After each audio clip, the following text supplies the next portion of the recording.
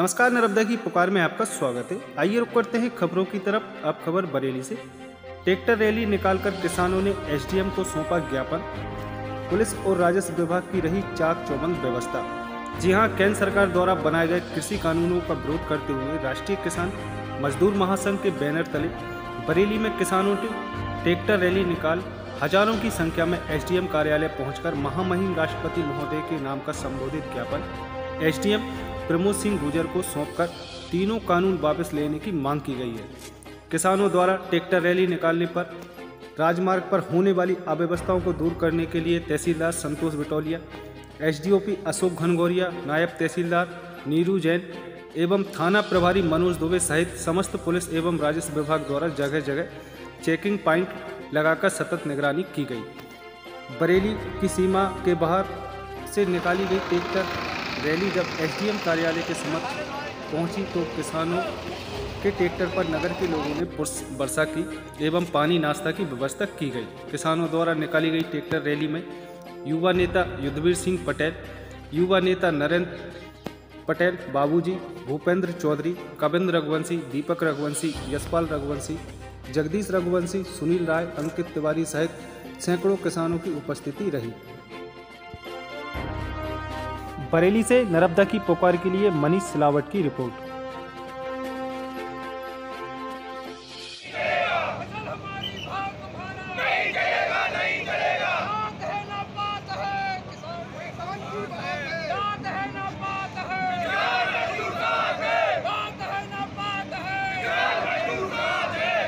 जब ये विरोध पूरी तरह से किसानों के नेतृत्व में हो रहा है तो सरकार झेल पाएगी या नहीं का तो प्रश्न ही नहीं होता। जहाँ कहीं भी किसान इकट्ठा होता है, किसान खुद की स्वयं की भावना के साथ यह सोच लेता है कि यह कानून जो बनाए गए हैं उनके विरोध में है।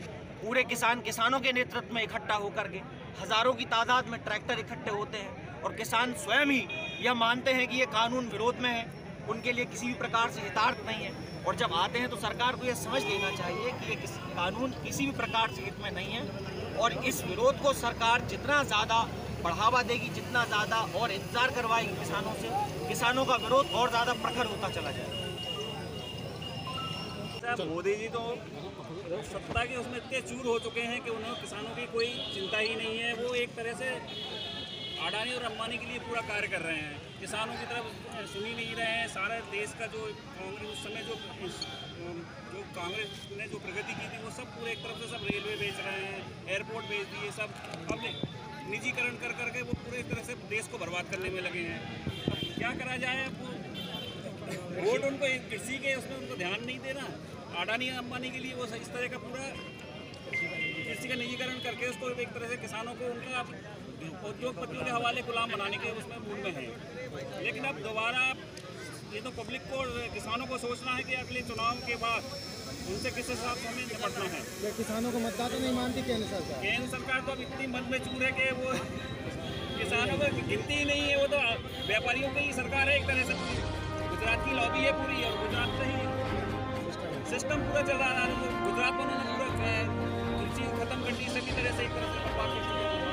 इसलिए आप मोदी जी बिल्कुल चूर है सत्ता में और इसके अलावा कुछ नहीं हो सकता है। जब किसान ही उनको समझाएगा कि किस तरह से सत्ता पे जब उन्होंने बिठाया है तो वही उनको बाहर फेंकेगा। लगातार 2 महीने से किसान समझाने की कोशिश करता है। अरे साहब, जब सत्ता में वो इतने चूर हैं तो उनको कोई नहीं समझा सकता। जब घमंड आता है ना तो घमंड सब बर्बाद कर देता है, वही है।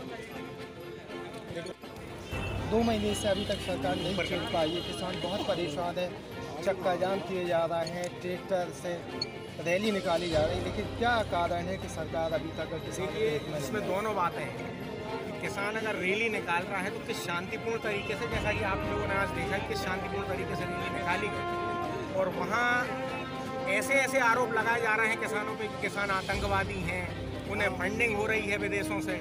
मतलब ये सब सोच आती कहाँ से कि फंडिंग विदेशों से हो रही है। कोई किसान को शौक नहीं है कि रोडों पे इतनी ठंड भरी रातों में रहेगा वहाँ पर। ये आपको सोचना है कि किसान इतनी बुरी परिस्थिति में और आत्मा से उस पर इतना बड़ा कुठाराघात हुआ है कि वो वहाँ पर क्यों सो रहा है। वो अपने हकों के लिए सो रहा है और इन 3 काले कानूनों के खिलाफ सो रहा है। उसके बाद जैसा वहाँ पर प्रदर्शित किया गया कि पूरा का पूरा देश विरोधी उन्होंने रवैया अपनाया और ऐसा और वैसा, और ये मैं मीडिया से भी अपील करूंगा कि जितनी अपन सरकार की सुनते हैं उतनी अगर अपन किसानों की भी सुने तो आपका उनको देखने का रवैया बदला। यहाँ तो देखा गया कि किसान नहीं तो आपने सम्मान हो रहा है, नहीं आपने देखा कि हम लोगों में से किसी ने भी किसानों ने यहाँ पे कोई उपद्रव किया या किसी यातायात को बाधित किया, किसी प्रकार से कोई भी ऐसी प्रक्रिया हमारे द्वारा नहीं अपनाई गई कि जिससे किसी भी व्यक्ति को कोई परेशानी हो, असुविधा हो। लेकिन किसानों का सम्मान तो किया जा रहा है। नहीं, किसानों का सम्मान कहाँ किया जा रहा है? मैं भी किसान हूँ भाई साहब। अभी 2 दिन पहले यहाँ सम्मान हुआ है किसानों का,